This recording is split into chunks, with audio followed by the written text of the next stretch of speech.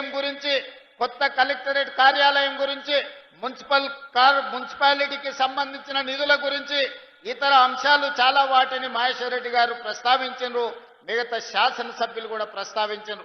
అందుకే పెద్దలు జూపల్లి కృష్ణారావు గారికి, పెద్దలు సుదర్శన్ రెడ్డి గారికి నేను సూచన చేస్తున్నా, ఈ సభ అయిపోయిన తర్వాత ఫిబ్రవరి మొదటి వారంలో మీరు ఈ ప్రాంతంలో ఒక 2 రోజులు ప్రత్యేకంగా సమావేశాన్ని ఏర్పాటు చేసి అధికారులతో ఎమ్మెల్యేలతో సమీక్ష చేసి ఒక రోజు ప్రజాప్రతినిధులతోని సమీక్ష చేయండి.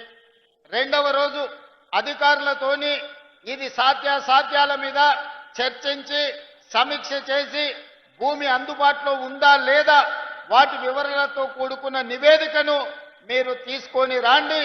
ఉమ్మడి ఆదిలాబాదు జిల్లాకు కావాల్సిన అభివృద్ధి నిధులను, అభివృద్ధి కోసం అనుమతులను రాబోయే బడ్జెట్ సమావేశాలలో నేను అసెంబ్లీలోనే ఆదిలాబాద్కు సంబంధించిన ప్రజాప్రతినిధులతో ఒక ప్రత్యేకమైన సమావేశాన్ని ఏర్పాటు చేసి ఆదిలాబాద్కు జరగాల్సిన అభివృద్ధి, రావాల్సిన నిధులను ప్రత్యేకంగా మంజూరు చేద్దామని చెప్పి నేను ఈ వేదిక మీద నుంచి జూపల్లి కృష్ణారావు గారికి సూచన చేస్తున్నా.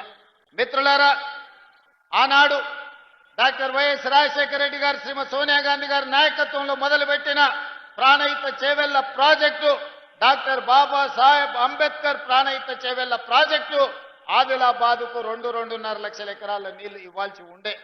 కానీ ఏదో ఆలోచన, లేకపోతే అది స్వార్థమా, లేకపోతే ఆలోచనలో ఉన్న లోపమా నాకు తెలీదు. కానీ 1,10,000 కోట్ల రూపాయలు ఖర్చు పెట్టినా ఇంకా 40-50 కోట్ల రూపాయలు ఖర్చు పెట్టాల్సింది ఉన్నా ఆదిలాబాదుకు గోదావరి జలాలు రావడానికి సాధ్యం లేదు. అందుకే ఈనాడు మన ప్రభుత్వం వచ్చిన తర్వాత ఆలోచన చేసినాం, ఆదిలాబాదు రైతాంగానికి నీళ్లు ఇవ్వాలి అంటే తుమ్మిడిహెట్టి దగ్గర ప్రాణహిత చేవెళ్ల ప్రాజెక్టును కట్టాల్సిందే, కట్టి తీరవలసిందే. తుమ్మిడిహెట్టి ప్రాంతంలో ప్రాజెక్టును కట్టి ఆదిలాబాదుకు నీళ్లు ఇవ్వాలని నిర్ణయం తీసుకున్నాం. దానికి సంబంధించిన సర్వేలు జరుగుతున్నాయి, నివేదికలు తయారు అవుతున్నాయి. బడ్జెట్ సమావేశాల లోపు ఉత్తమ్ కుమార్ రెడ్డి గారికి సూచన చేస్తున్నా, ఈ తుమ్మిడిహెట్టి దగ్గర నిర్మించాల్సిన ప్రాజెక్టు సంబంధించిన సంపూర్ణమైన నివేదికను తయారు చేయండి. ఆదిలాబాద్ రైతాంగానికి సాగునీరు అందించి ఈ ప్రాంతాన్ని ఆదుకుందాం. తుమ్మిడిహెట్టి దగ్గర ప్రాజెక్టు నిర్మించుకుందాం. మనకు రావాల్సిన నీళ్లను ప్రతి చుక్కను మనం ఒడిసి పట్టుకుందామని చెప్పి ఉత్తమ్ కుమార్ రెడ్డి గారికి నేను సూచన చేస్తున్నా.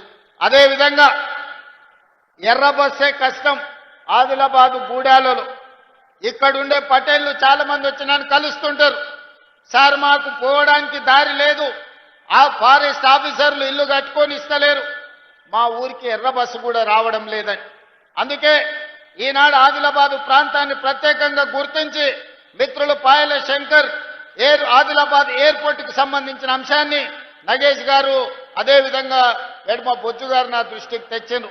అందుకే ఆదిలాబాదు జిల్లాకి ఎయిర్పోర్టు తీసుకొచ్చి ఎర్ర బస్సు రాని ఈ ప్రాంతానికి ఎయిర్ బస్సు తీసుకొచ్చి విమానాలను తీసుకొచ్చే బాధ్యత మన ప్రభుత్వం తీసుకుంటుంది.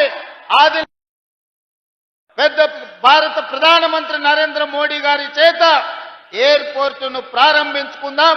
వారిని ప్రత్యేకంగా ఆహ్వానించి ఎయిర్పోర్టు కోసము శిలా ఫలకాన్ని, ప్రారంభోత్సవ కార్యక్రమాన్ని చేసుకుందాం. ఒక్క ఎయిర్పోర్ట్ ఉంటే మన ప్రాంతం అభివృద్ధికి పూర్తి స్థాయిలో అనుమతులు రావు. అందుకే ఈ ప్రాంతంలో తెలంగాణ రాష్ట్రంలోనే అతి పెద్ద పారిశ్రామిక వాడను ఆదిలాబాదులో చేసుకుందాం. ఇన్ఛార్జ్ మంత్రి గారికి నేను చెప్పిన ఒక 10,000 ఎకరాల భూమిని ఆదిలాబాదులో సేకరించండి. ఈ దేశంలో ఉండే ప్రతి పరిశ్రమను ఆదిలాబాదు జిల్లాకు తీసుకొచ్చి ఇక్కడి నిరుద్యోగ యువతకు ఉద్యోగ ఉపాధి అవకాశాలు కల్పిద్దాం. ఈ ప్రాంతాన్ని ఒక అభివృద్ధి చెందిన పారిశ్రామిక కేంద్రంగా తయారు చేద్దాం.